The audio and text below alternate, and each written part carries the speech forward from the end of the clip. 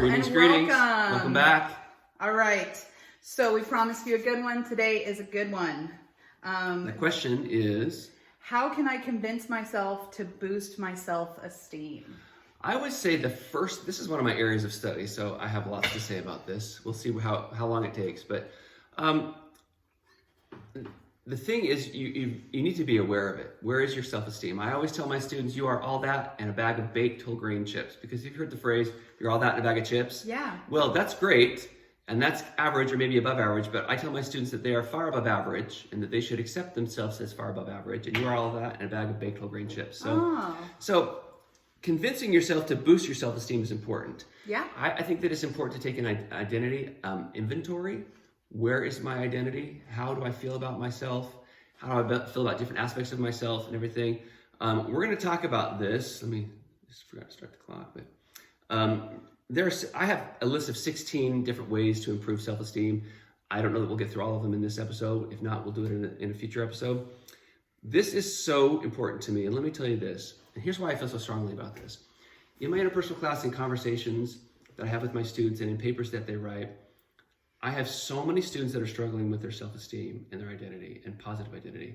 It's almost an epidemic, and it shouldn't be that way. And I think so much we compare ourselves to Hollywood, and social media is brutal, especially in high school. Yes. And there's so many people that are struggling, with trying to measure up and trying to be perfect and trying to be, look like the cover of a magazine or something like that. There's just so many things out there that beat us down that I think it has to be a conscious effort, an effort that you decide, I like myself. I love myself. I am going to be who I am. I'm going to love myself. I'm going to try and improve myself, but I'm going to love myself for who I am. Okay. So what we want to focus on today is improving your self-esteem and giving you some different ideas. I've got a few stories and everything. Sarah will chime in, and I want you to take this stuff and internalize it. Yeah. Some of these suggestions are going to be more relevant to some people than others. But think about these and put yourself into these situations as we discuss these, okay? First, recognize that you're in control of your self-image. It's all about you. We talked about a few episodes ago, I don't know if it's in the last episode or not, about a woman who said, how can I convince my partner that I'm a 7 and not a 2? And Sarah pounced on that, and she was right. Man. You've got to take control of your self-image, and this whole concept of not loving yourself or just kind of being down on yourself or body image issues or I'm not as smart as the other person or the other person is a better football player than I am. There's just so much out there that can beat us down and everything. You have to just kind of say, all right, I'm taking control of myself. I'm in control now. I'm in control of my life. I'm in control of my thoughts. I'm in control of how I feel about myself, and I'm going to build my self-esteem, and no one's going to stand in my way to do that, okay? So recognize that you're in control, and that's super, super important. Secondly, and I kind of already alluded to this, avoid comparisons. There's always going to be someone better at something than you. Right. I have four brothers and 2 sisters. I'm the oldest, okay? Did you know that? I forget every few years, and then you mention something, or I'll see a family photo, and I'm like, oh. Yes, I have. So, and I'm an only child. Right. So I have 4 brothers and 2 sisters, and I'm the oldest. 3 of my brothers are much bigger than I am. I have one brother that's slightly smaller than I am, and he looks like me, and he's a lucky guy, and humble too. But 3 of my brothers just younger than me. Probably we're both 6'1", between 6 foot and 6'1". Okay. I weigh 165 on a good day with my clothes wet, and he weighs probably 230, 240, and he's not overweight. And he's just a big guy, a big football player. He played football in high school and college, and he's much stronger than I am, and he always has been. And even though I'm 3.5 years older than him, he's always been a lot bigger than me. And so, for example, if I were to compare myself to him, or my youngest brother who's 6'4", right? As far if height were an issue, that would be ridiculous. Yeah. The same could be said about anything. Oh, absolutely. I'm a very fluffy girl. I'm not curves. I'm not your average. I'm not a bag of potato chips. I'm a burrito bowl from Chipotle, and the guacamole is always worth it, and you're always worth the extra guacamole. That's right. But I especially in the theater world, there's always like, she's a better singer, she's a better dancer, she has better hair, she has better makeup skills, she can hold that note better. And I went and I just tried to go on a path to fall in love with myself. Yeah. And you know, I'm pretty damn awesome. Yes, you are, and that is awesome. That's the way it should be. I think that is one of the most important things that we can do in this life, is to really truly love ourselves, because when we do that, it makes our relationships so much better. It's so much easier for people to love you when you love yourself. Yeah. The identity, the issues are the anger, the jealousy, the insecurities are much less when you love yourselves. Don't compare yourself to others. There's always going to be somebody better, and that's called normal. That's human existence. That's the normal human experience of life, is having someone better. Don't compare yourself. Interestingly enough, the thing that I always say, and there's one exception to this, don't compare yourself. No, the only person that you should compare yourself to is your past self. Oh, okay. Are you more educated? Have you, whatever your goals are, you're more fit, if you're more educated, is your relationship better? Have you made more money or progressed in this way or that way? The only exception to that is this, and this is kind of half funny, half serious. When you're 25 and you look at your body in the mirror, and when you're 55 and you look at your body in the mirror, it's not the same. Right. And listen, I work out 6 days a week, and I'm fit-ish, to the best of my ability, but my body is not the same as it was 20 years ago or even 10 years ago, and that's the reality of aging. So don't compare yourself.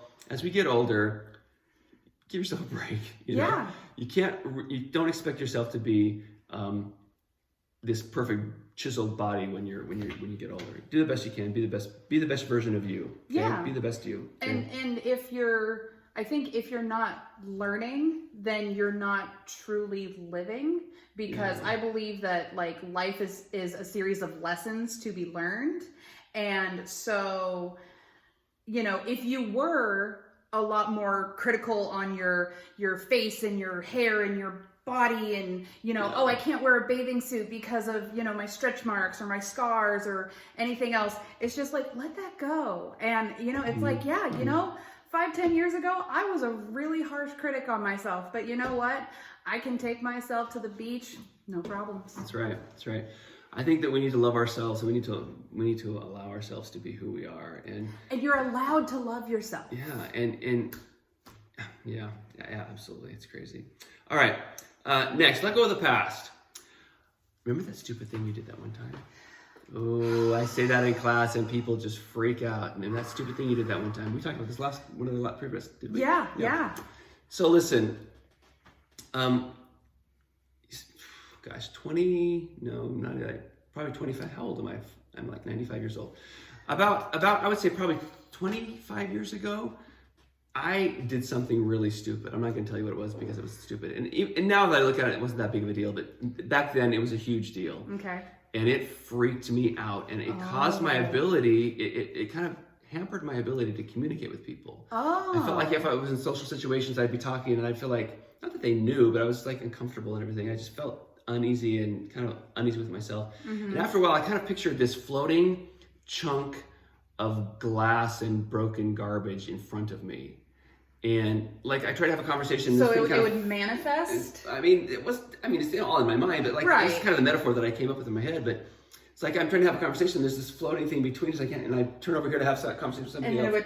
And finally, what I would say is I would have to use my Jedi powers, and I would have to make them go clear over there. There you go. So in my class, when I talk about this stupid thing that I did this one time, I don't even think about what it is. I just think about this floating piece of garbage, and it's now about 1.5 miles over there. Right. Okay, I don't even think about it anymore. You've got to let go of your past. Some people write themselves a letter and then they burn it. Some people will look at themselves in the mirror and say, I forgive you. Mm-hmm. Whatever you need to do. Some people that are religious, I know in my religion, people go to confession. It's similar to the Catholic religion. Many other religions, they'll go talk to a religious leader and confess. If that's what you feel like you need to do that. But let go of your past. If there are negative things that happened to you or that you did or you made a mistake, don't dwell on that forever, you know. No. Slowly dismiss that out of Right. your life. Like I've said before, invite positive identity markers into your life and allow those and cause those and demand that those become your identity. Right. Okay, all right. Number 4, be able to accept all parts of your physical appearance now. Ooh. Oof. Bold. Oh, you know, I think we're still good. Let me see. All right. Okay, so number 4, be able to accept all parts of your physical appearance now. Okay. Most people have body image issues. Guilty. Yeah, I think that it gets better. You know, it's really weird. Certain communities one of the communities that I belong to, the expectation of physical fitness and looking good all the time is unrealistic. It's ridiculous.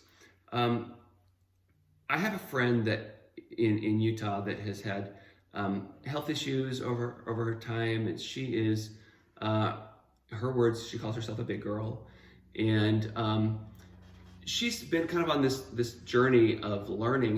I think she's probably close to 60, but she's just finally learned to love her body. And she says, she talks about loving her legs and her arms and her breasts and her stomach and her hair, and just focusing on loving her body and who she is. And again, stop comparing ourselves to other people.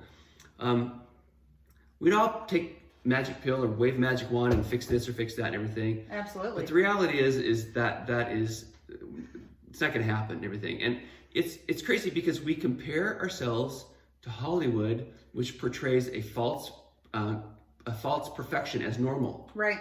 And it's not normal. You know, look around. And one of my students the other day said, "Have you been to Walmart lately?"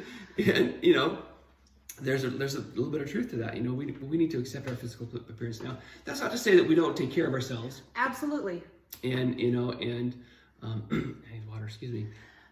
But the thing is that your body got you to where you are right now. Yeah. So you can accept and appreciate the vessel in which carried you to this moment. I mean, take care of yourself. You know, try to get some exercise. Bodies need cardiovascular and weight-bearing exercise weekly. Listen, if you don't want to go to the gym, don't. Go for a walk. Get on your skateboard. Jump on the trampoline. Ride a bike. Whatever makes you happy. Be the best version of yourself. Ooh, one more story. I'm glad I thought of this. Here we go.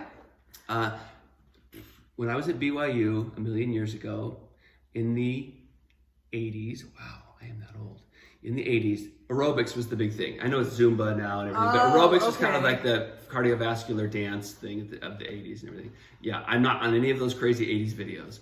But this instructor that I took this class from every semester, I didn't even get credit for it after a while, but I would go to the class. She was her words again, big girl. And she was probably close to 6 foot, broad shoulders, a full figure. And she did aerobics for 15 hours a week. Wow. And she ate pretty healthy. And she says, "This is my healthy body." Yeah. And I just felt like that was such a good example of to all these other women that are struggling, or men, anybody that's struggling with body image issues, to say, look, not all bodies are built like Barbie or G.I. Joe. It's just not the reality of it, you know? And there's variety in bodies, and that's just the way it is. So I've always thought of that, and I've always thought that is such a good example of you know, not everybody's going to be built this way or that way. Right. And isn't it interesting, historically, what's deemed as attractive, oh my gosh, that's a social construction. This is not fact at all. The whole concept of Barbie or the super skinny model being attractive and everything, that's a social construction and not based on fact at all. Well, even if you go back in history, I mean, if we go back to the original colonists, men wore high heels.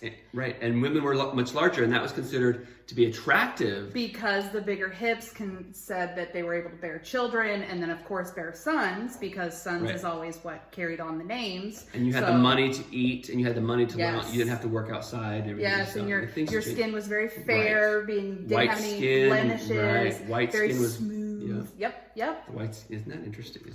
So. Well, anyway, it looks like this is going to take a little bit longer than we thought it was, but I think this is important, and so we'll probably end up doing 2 more episodes on positive identity. But please think about this. Please take this seriously. Yeah. It's really important. It will infiltrate every aspect of your life, your relationships, your work, your ability to make money, your ability to have successful relationships.